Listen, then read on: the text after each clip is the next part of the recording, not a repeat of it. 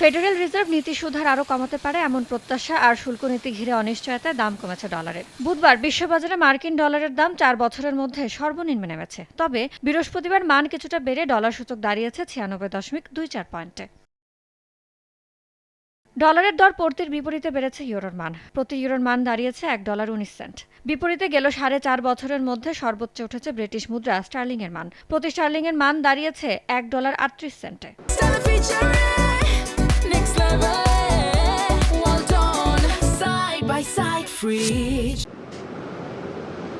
ডলারের মান পড়ে যাওয়ায় কিছুটা ঘুরে দাঁড়িয়েছে জাপানি মুদ্রা ইয়েনও। 0.12% বেড়ে প্রতি ডলারের বিপরীতে দাঁড়িয়েছে 153.21 ইয়েন।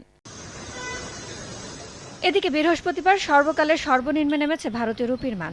অর্থনীতির চলমান অস্থিরতা ও বিদেশি বিনিয়োগ প্রবাহে ক্রমাগত দুর্বল অবস্থার কারণে ধারাবাহিকভাবে অবমূল্যায়ন হচ্ছে মুদ্রাটির। বর্তমানে প্রতি ডলার সমান দাঁড়িয়েছে 91.38 রুপিতে। ইয়ানুর শিফাত, সময় সংবাদ।